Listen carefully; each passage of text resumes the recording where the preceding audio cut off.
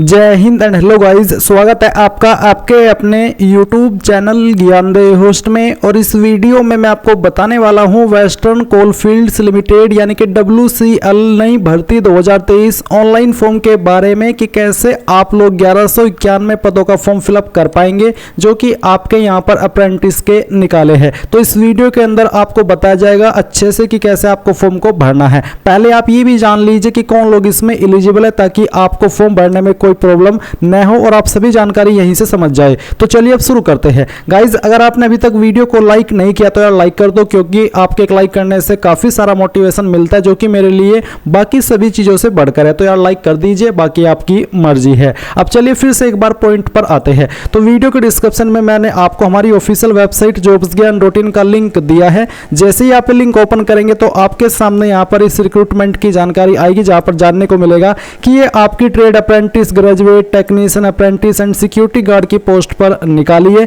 जिसके फॉर्म आप लोग 16 सितंबर 2023 तक भर पाएंगे। अप्लाई करने के लिए किसी भी कैटेगरी कैंडिडेट के लिए कोई फीस नहीं है। इसमें ITI ट्रेड अप्रेंटिस के लिए 815, ग्रेजुएट अप्रेंटिस के लिए 101, टेक्नीशियन अप्रेंटिस के लिए 215 और सिक्योरिटी गार्ड जो कि फ्रेशर है इनके लिए 60 पद निकाले हैं। अप्लाई करने के लिए कौन से ट्रेड पर क्या क्वालिफिकेशन चाहिए वो आप देख सकते हैं। बेसिकली ITI अप्रेंटिस पर अप्लाई करने के लिए 10वीं और ITI उसी ट्रेड में जिसमें कि आप अप्लाई करना चाहते हैं। सिक्योरिटी गार्ड पर अप्लाई करने के लिए 10वीं पास की योग्यता मांगी है। एज लिमिट आप यहां पर चेक कर लीजिए एंड ट्रेड वाइज आपका स्टाइपेंड कितना मिलेगा वो आप यहां पर देख सकते हैं। सेम जानकारी आप यहां पर आकर के जो ऑफिशियल नोटिफिकेशन PDF है, जैसे कि official notification PDF for graduate and technician apprentice, इसके अलावा official notification for ITI apprentice, तो ITI अप्रेंटिस के ऊपर क्लिक करके आप यहां पर देख सकते हैं कि कौन कौन से ट्रेड के लिए ये वैकेंसी निकाली है और कौन से एस्टेब्लिशमेंट के लिए निकाली है। तो यहां पर आपका कोपा, फिटर इलेक्ट्रीशियन, ये सभी ट्रेड निकाले गए हैं। इन्हीं ट्रेड में अगर आपकी ITI है तो आप इस पर एलिजिबल हो पाएंगे अप्लाई करने के लिए।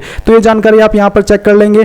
ग्रेजुएट, टेक्नीशियन, अप्रेंटिस में आप देख सकते हैं कि किसके लिए वैकेंसी निकाली गई है और क्या क्वालिफिकेशन चाहिए अप्लाई करने के लिए। अब आपको यहां पर क्लियर हो गया होगा कि आप इसमें एलिजिबल है या फिर नहीं है। अब कैसे आपको अप्लाई करना है वो आप जान लीजिए। तो अप्लाई करने के लिए गाइज यहां पर आपको दो लिंक दिए हैं। एक है apply online link for ITI apprentice, यानी कि आप ITI अप्रेंटिस पर अप्लाई करना चाहते तो आप ये वाला लिंक ओपन करेंगे। एंड अगर आप ग्रेजुएट, टेक्नीशियन, अप्रेंटिस पर अप्लाई करना चाहते हैं तो फिर आप ये वाला लिंक ओपन करेंगे। तो यहाँ पर मैं ITI अप्रेंटिस पर अप्लाई करके दिखाने वाला हूँ। मैं इस लिंक को ओपन करता हूँ, आपके सामने कुछ ऐसा इंटरफेस आएगा। यहाँ पर आपको न्यू रजिस्ट्रेशन के ऊपर क्लिक करना है। चाहे आपने इसमें 2022 के अंदर क्यों ना फॉर्म भरा हो, आपको यहाँ पर न्यू रजिस्ट्रेशन करना होगा। अब आप यहाँ पर आपकी ईमेल ID एंटर करेंगे जो कि आप रजिस्टर करना चाहते हैं। फिर आप यहाँ पर आपका नाम एंटर करेंगे। जो आपकी डेट ऑफ बर्थ है वो आप यहाँ पर कैलेंडर के ऊपर क्लिक करके सिलेक्ट कर लेंगे। पहले जो आपका ईयर है वो आपको सिलेक्ट करना है, फिर यहाँ से मंथ और उसके बाद में डे। देन गाइज आप आपके फादर का नेम एंटर करेंगे, अपना मोबाइल नंबर एंटर करेंगे, फिर आएगा अप्रेंटिसशिप इनरोलमेंट नंबर। अब ये क्या होता है ये मैं आपको बताता हूँ। तो मैंने जो वीडियो के डिस्क्रिप्शन में ये वाला लिंक दिया है, इसी में आप यहाँ पर आएंगे तो आपको देखने को मिलेगा ITI अप्रेंटिस रजिस्ट्रेशन प्रोसेस। आप यहाँ पर इस लिंक को ओपन करेंगे तो आपके सामने वीडियो आ जाएगी। आपको ये वीडियो वॉच करके यहाँ पर रजिस्ट्रेशन करना है। रजिस्ट्रेशन के अंदर आप जैसे ही कर लेंगे तो आपको एक इनरोलमेंट नंबर मिल जाएगा जो कि आपको करना होता है apprenticeshipindia.org.gov.in वेबसाइट के ऊपर।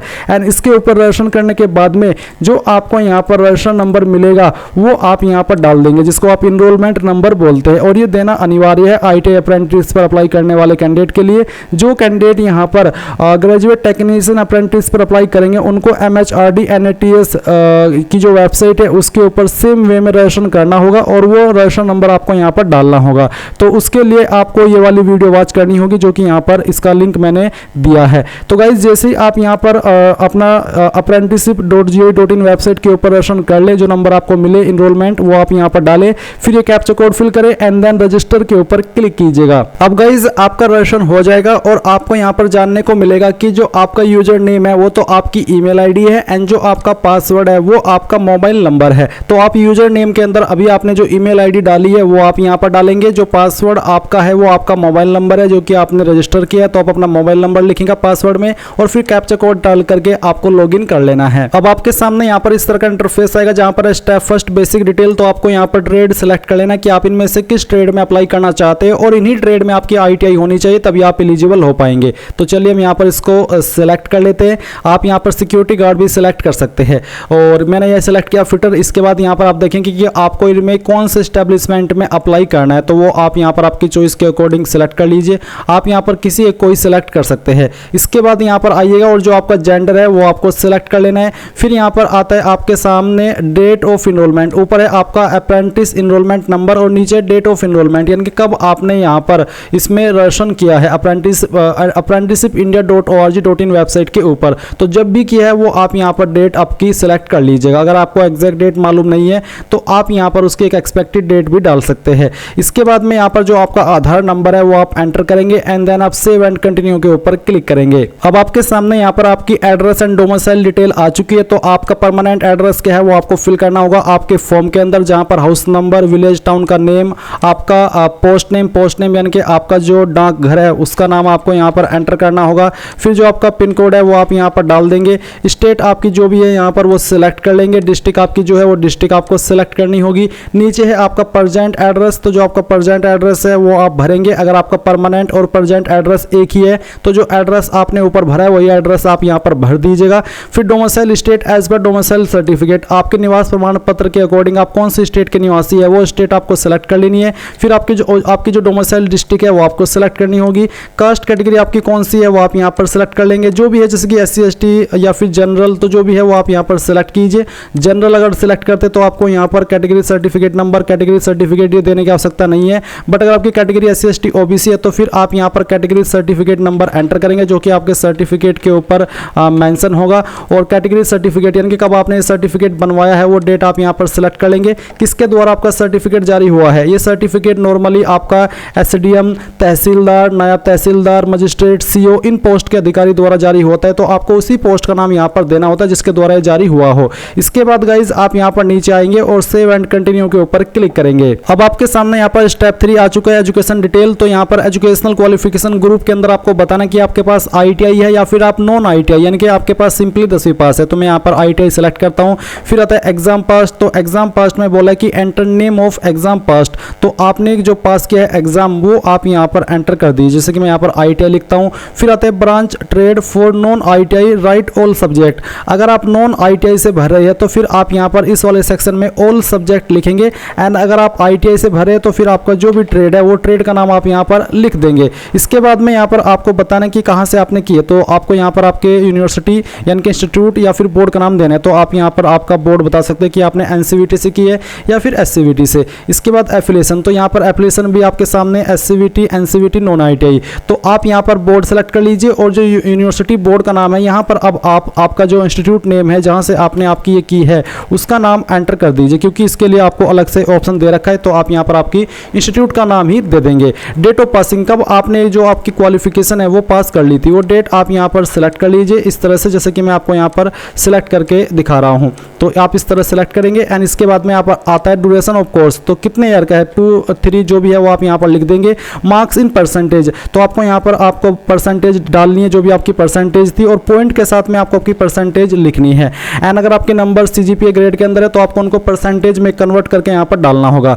अब आता है कि वेदर ऑब्टेन्ड और registered as apprentice in apprenticeship training previously at any organisation, क्या आप पहले कभी रजिस्टर्ड हुए अप्रेंटिस के रूप में, अप्रेंटिसशिप ट्रेनिंग आपने की है किसी भी ऑर्गेनाइजेशन के अंदर, अगर हाँ तो आप यहाँ पर यस करें। अगर आप फ्रेशर है बिल्कुल तो आप नो कर देंगे।